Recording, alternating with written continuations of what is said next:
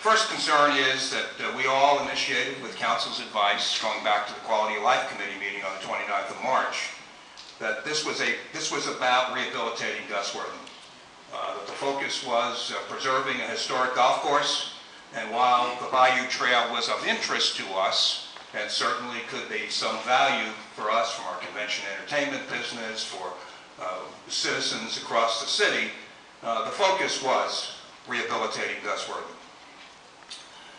From the beginning, there were concerns, and Houston Golf Association has raised them with us, that they're not in the fundraising business. And we, as a city, going back to the Houston Parks Board, in their conversations, has had difficulty raising funds for Gus Wortham. If you recall, we reported back in the early part of the Quality of Life Committee, and we reported back at the July period that the Houston Parks Board did a master plan in 2009. It was published. Fundraising began at that time. As it stands right now, the existing fundraising campaign has raised $93,000 for Gus Wortham. There's been some money spent to do some design work, but there have been difficulties all along the way. There's also a concern of the Houston Golf Association on their experience in running golf courses. There's no question the Houston Golf Association runs a tournament, Shell Open, and it's the premier event in this city. It has moved from locations, but certainly their ability to attract volunteers, their ability to marshal the media, and do the things necessary to run a professional golf course is unexcelled in this city.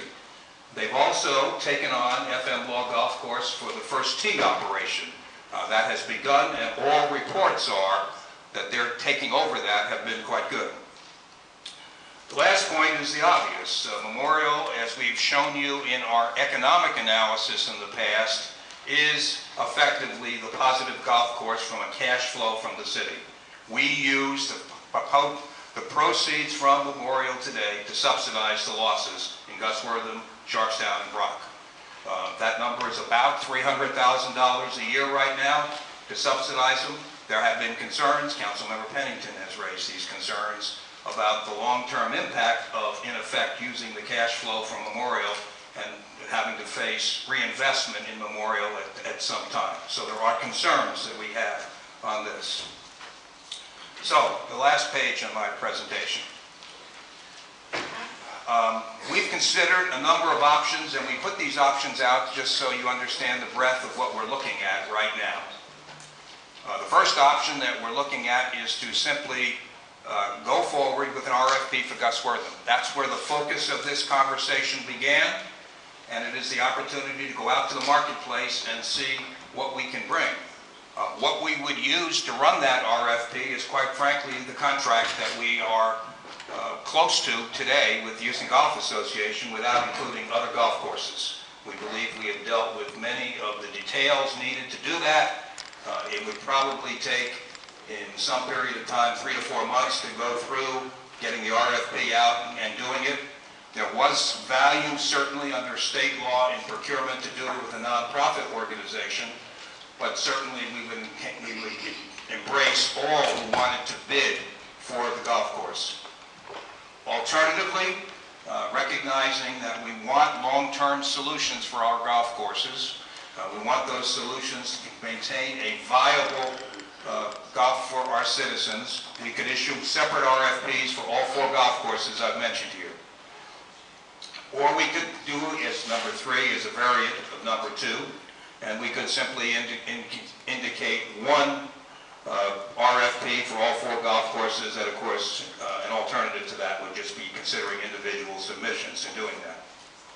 The last option is what we have been doing for the last 3 months.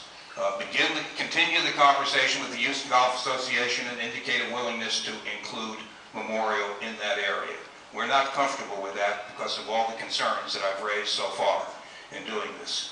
I will tell you that what we have told them is that we believe if demonstrated success happens at Gus Wortham and Brock and Sharpstown, this council or subsequent councils would favorably consider doing that. But until we saw demonstrated success in doing that. There's going to be a large amount of discomfort to do that, even in some future time frame. They've expressed the concern that if we put it in the contract today, and that time period is outside the realm of this administration within the 2-year period the council sits right now, a future council will pull it out of the contract. So their view is it needs to happen now, is the way they've expressed it to us.